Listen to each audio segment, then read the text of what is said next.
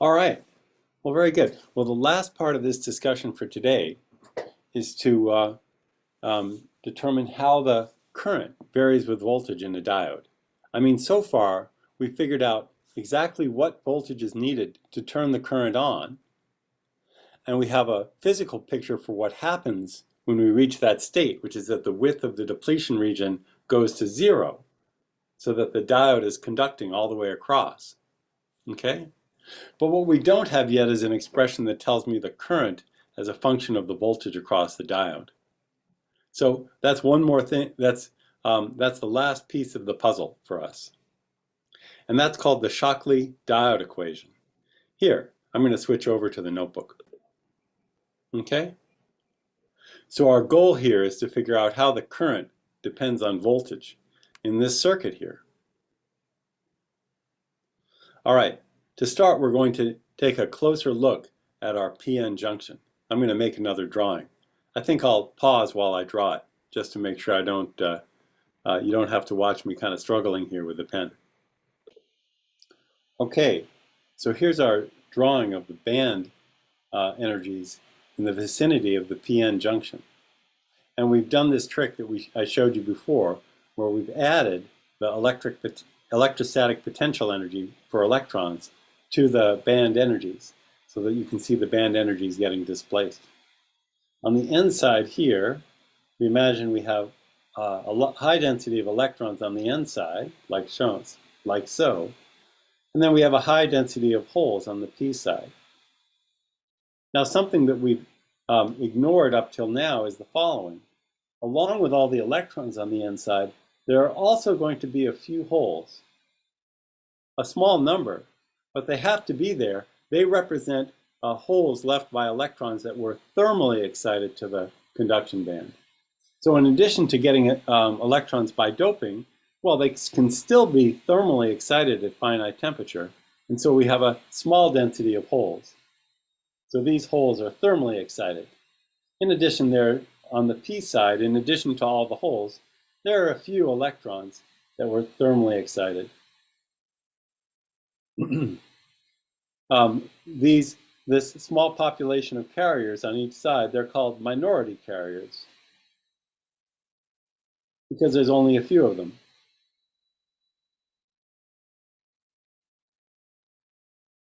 Excuse me. So these are minority carriers, and the majority carriers are the main ones. So on the N-type material, the majority carriers are electrons, but the minority carriers are holes. And in P-type material, it's reversed. Okay, so Shockley, who is a very smart and important scientist in the development of semiconductors, but who is also, I understand, a really horrible person. Shockley realized that at the junction between the two materials, there would be two types of current.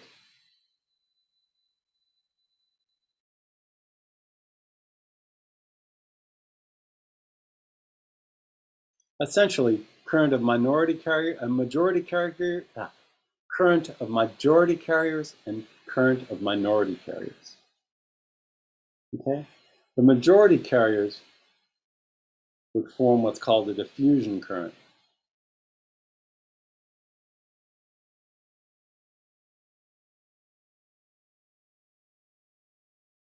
So the majority carriers, because there's a high concentration of them, of electrons, for example, on the N-type side, they'll tend to diffuse into the P-type side. In order to diffuse across the junction, they have to go over this energy barrier here. But diffusion, if you like, provides the motivation, and then the barrier is an obstruction, right? So the diffusion current is the first type. And this current, if it flows, would flow in the forward direction. We'll call it a forward current, okay? So, and in this case, electrons are going to want to diffuse from N to P. To do this, they must overcome a barrier.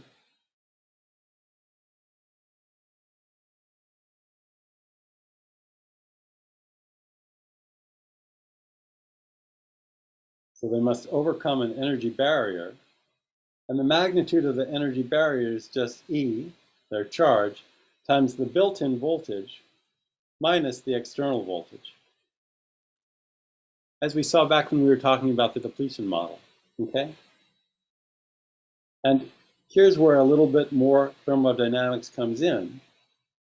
Thus, the diffusion current should be equal to a constant times a Boltzmann factor. So which goes like E to the minus E times the built-in voltage minus the external voltage. So the magnitude of the energy barrier divided by the thermal energy, kT. Okay? And you can see what this means.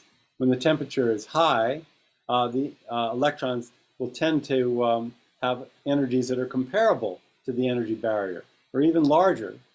And so the diffusion current will be large. But when the temperature is low, electrons generally don't have enough energy to cross the barrier. It's very unlikely that they will. And so the diffusion current would be small. Okay.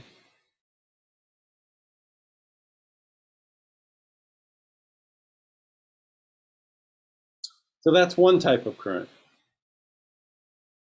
But the second type of current is the current of minority carriers.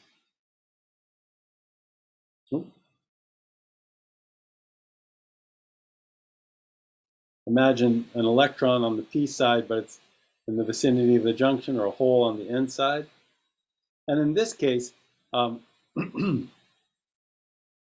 minority carriers that find themselves in the vicinity of the junction are likely to be pulled across the junction by the built-in electric field.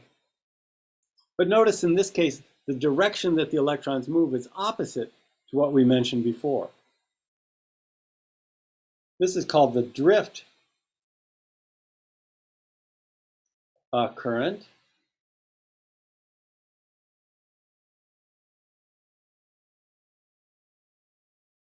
So the drift current is a current of minority carriers. It flows in the opposite direction, in the reverse direction. So we'll call this a reverse current. And the reverse current will typically depend on temperature, but it typically doesn't depend much on the external bias. So we can take it to be a constant, okay, for the purposes of this discussion.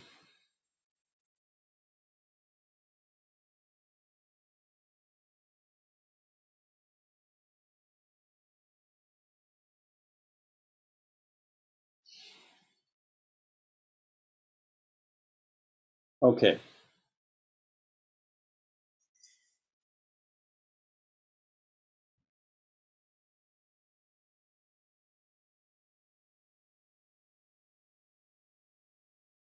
So the total current will be the sum of these two.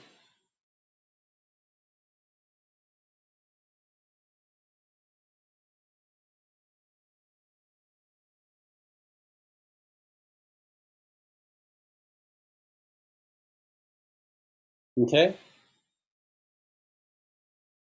And Shockley realized something important, which is that when the external voltage equals 0, then the total current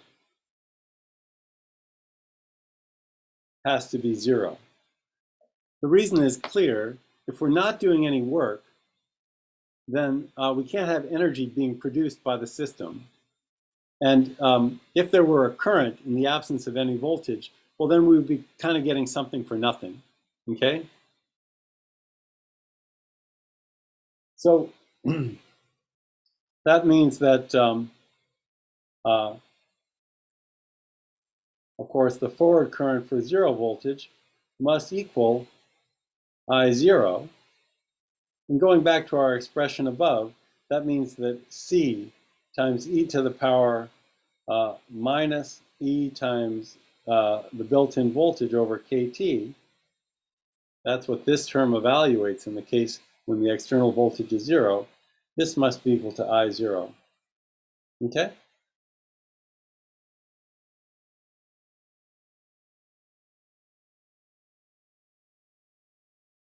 Then, for other voltages, we can write down an expression for the current. So this is equal to the forward current, which we can write now as I0 times e to the minus V external over kT.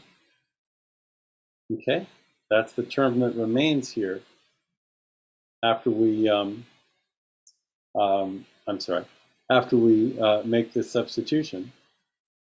Should be plus, not minus. Minus I0. Or we can write it as I naught times e to the V external over kT minus 1.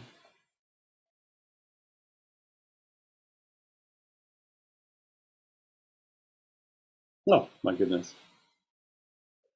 Trying to draw a box around it, and I get an arrow instead. Okay, there we are. And this is the Shockley diode equation.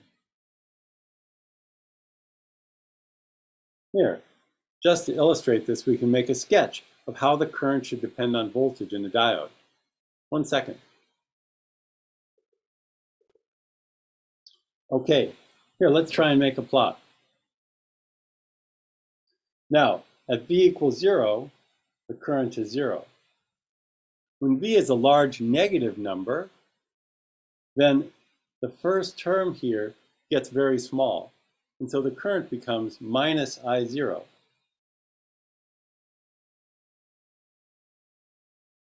And it's nearly independent of voltage. But when we get close to V external equals 0, and when V external is 0, V external is a positive number, then this term here will start to grow. At first it'll grow slowly, but then it'll grow rapidly since this is exponential growth. It has to go through 0, but then it increases rapidly. Oops, let me try that again. Okay? And so for large voltages, or for voltages which are not so close to 0, the current rises proportional to e to the V external divided by kT. I'm sorry, I believe there's a factor of e there, and here, which I omitted. I apologize there. Okay, so the current through a perfect diode grows exponentially with voltage in the forward direction. In the reverse direction, the current rapidly falls close to 0. In fact, in the reverse direction, we get a very small current, minus I0, which is the current of minority carriers backwards through the diode. All right, well, let's stop here. And I'll talk to you again tomorrow.